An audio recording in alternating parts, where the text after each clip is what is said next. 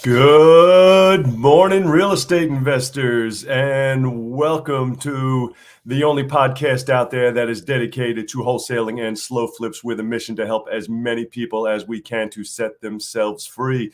This is episode 100, and congratulations for making it this far. I'm Scott Jelinek, the host of the show and author of my best-selling book, Work Just Gets in the Way of Making Money. Thank you guys for being here today. This is episode 100 and a Merry Christmas to you. I just wanted to tell you guys a few things this morning. It's cold out there. So we'll start off there. It is cold, and not just here in Virginia, but it's cold in Florida. It's cold everywhere. And so for those of you that have properties, a couple of things I wanted to touch on before I get into what I wanted to talk about today is if you've never had a pipe burst before, it may be something you want to think about. If you have any vacant units, even your own house that you live in, there's a couple things you need to do. It's a little bit late now as far as doing certain things. However, we're here now. So what you can do right now, one big important thing I'm going to tell you, this is something that people miss. If this is your own home, you live in it. We're not even thinking about rentals, slow flips, vacant units, rehabs, anything. We're just thinking about where you live. If you don't know, you need to know where your water cutoff is. If something bursts, you want to be able to shut off the water as quick as possible before it floods your entire house. So that's one thing you can do right now. Another little small things, you can undo your hoses, right? Undo your hoses if you have insulation on there. If you don't have it by now, it's a little bit too late. If you have vacant units, even if you have, if it's where you live, if it's not heavily heated or insulated, you can leave the water dripping or running just a little bit. It helps to keep the water moving, keeps it from freezing. So just be vigilant of it so that you don't find out the hard way, learn the lesson the hard way. Another thing, and I'll tell you, this was one that I learned the hard way. I did everything right a couple of years ago when we had a big freeze. And what I didn't do right was I didn't think about my sprinkler system. And so that's another thing. You can close your vents on your crawl space. Close your vents on your crawl space. Try and let some heat build up in there. But I did not think about my sprinkler system. And my sprinkler system, if you have one, shut it off. And if you can drain it, it might be too late again right now, but shut it off and drain it. I did not. And my sprinkler system burst under the house and was spraying everywhere. Again, I was able to shut it off, and then I was able to get it repaired. Wasn't the end of the world. Lesson learned the hard way. That's why I share with you, so that you don't have to learn the lessons the hard way as well. So a couple of things I wanted to tell you about. So one is, I drove by one of my slow flips, one of my unconventional slow flips. I just did a video on it. You may have seen. This is a commercial building, which I only have 3 commercial buildings that I slow flip. But this was a commercial building that I bought maybe a year and a half ago. I sold it once, and then the tenant defaulted, and now we've resold it. Well, I drove by it just out of curiosity. I was in the area. I knew there was a new person in there, and I was very pleasantly surprised to see people working on it. There was a new roof. There was people installing new windows. There was a dumpster out front. It looks like they're framing up the inside. And so I was really pleased with it. And I wanted to share that with you as a reminder that as much as I love our model with slow flips, and I love the $30,000 houses, and I love the 5-year mortgage, and I love even up to $50,000 in some areas, that is not the only box we can fit in. You can slow flip just about anything. This particular property I bought for $195. Now, I did get a survey done and subdivided off 3 lots. So I sold the lots and I almost broke even on it. So I got the building almost for free. But now I've sold it for $500,000 with owner financing. And so it's a sweet deal. This one check alone from one property, keep in mind I have 138 of them from this one property, is enough that it matches what people make. Some people have regular jobs, and it's $4,000. I think it's $4 or $5,000 a month coming in from this one property, and no overhead, no maintenance, no repairs. And so I want you to keep that in mind when we talk about slow flips. And I love our model that we do. And that's where I want your focus to be. However, I don't want you to be closed-minded to, there are scenarios where other property types still will work with slow flips. I've done duplexes. I've done fourplexes. One of my guys in my program just recently did a 6-plex, and he killed it on it.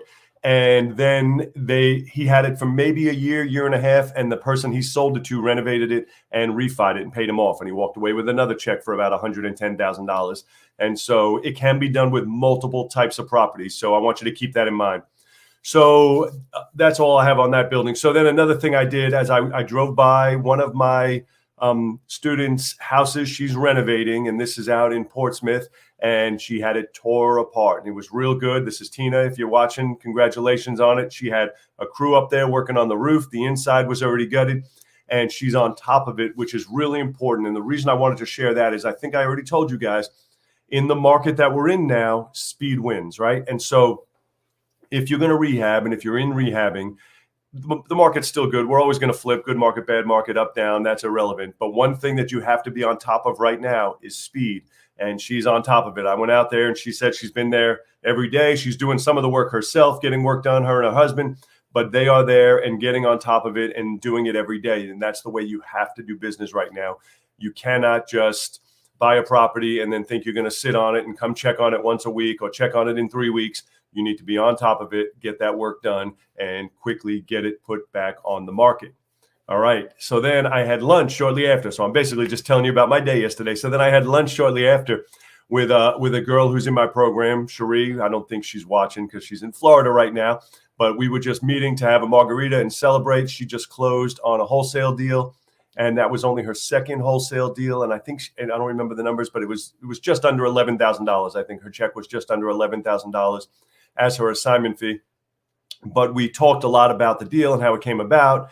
And I believe it was from direct mail. But one of the things I found most interesting about it, and that's what I wanted to share, and maybe when she gets back, I'll even have her on, but is that the lead came in, I think originally in June or July, I think she was telling me. And she had great rapport with the seller, went back and forth for a while. He wanted a certain number. And we have to stick to our numbers. We can't just give people what they want, because if that happens, you end up not being able to sell the property. Or if you're a rehabber, you do it and you lose money. And so she stuck to her numbers. He tried a couple avenues, but always came back to her because they had the rapport going, which is the number one thing you got to do, is keep the rapport going with your sellers. So eventually she got the deal. She ended up wholesaling it to a guy who's now going to rehab it. It took longer than scheduled to close because he had a tenant in the property. And so we had to wait for the tenant to vacate before the buyer was willing to close. I don't blame him. And so it closed probably about a week and a half after it was supposed to close. And then we just picked up her check and had lunch yesterday celebrating it. And so I wanted to share that with you because it is a really big deal to make sure you keep the rapport alive. And don't just rush through that part. That is one of the most important things that you can do. People do business with people they like, know, and trust, right? And so that's important. That's what rapport is. They have to like, know, and trust you. Otherwise, they're going to go do business with somebody else. So lastly, the last thing capped off my day. I had a fun-filled, busy day. The last thing I did is I contracted a home, another one now in St. Louis. And so I want to explain to you how this went about, because I've never seen this house. So this came from somebody in my group who got it from another wholesaler in St. Louis who bought it from the homeowner. I don't know what the original guy got it for. My guy, I think, is making $5,000 or $6,000 on it, but I'm paying a total of $18,000 for it. And, again, we looked at the pictures. I've never seen it. I'm in Virginia. I've never seen this house, but looked at the pictures, looked at the video, sent somebody by to make sure it's physically there and in the condition that it was in the pictures. And so I've contracted it for $18,000, and I'm going to close on it, and I'm going to keep it as a slow flip. And so I wanted to share that with you because I know a lot of guys, I get messages and I get emails from people and talk about, well, in my area, this doesn't work, or I can't buy houses like that in my area. And I get it. And it is, obviously that's a real thing. You can't buy in every area. If you live on Long Island or California, and in so many cities, Florida, most every area in Florida doesn't work except like 2 little areas. So certain areas, it just doesn't work. That doesn't mean you cannot participate in the program. It means we buy outside of the box, outside of your area. So there are several states where there's an abundance of them, and Missouri is one of them. And I have 21, and this will be number 22 in St. Louis. And I'm excited about it because I think there's an abundance there where we can buy in bigger volume. And so after this package of 20 closes, I'll be at 158, or if this one closes first, I'll be at 159. My goal is to end 2023 with a minimum of 200. And I say minimum, that doesn't mean I'm just buying 40 more, because as we buy them, people also pay us off. And so we lose some, we gain some, we lose some, we gain some.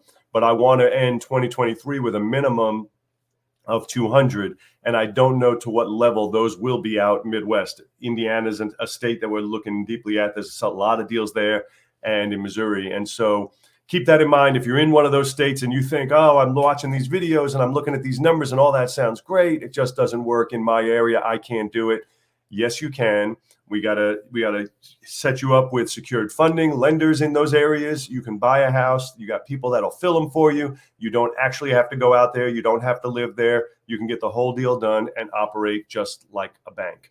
So that's all I wanted to share with you guys. Wanted to celebrate that we are on our 100th episode. So thank you guys for listening and watching, and have a very Merry Christmas. I'm looking forward to rocking out 2023. I have a feeling, I don't want to speculate, but I have a feeling based on the market and market conditions and changes that are coming, it's going to be a banner year, maybe one of the best years we've ever had so far in our investing careers.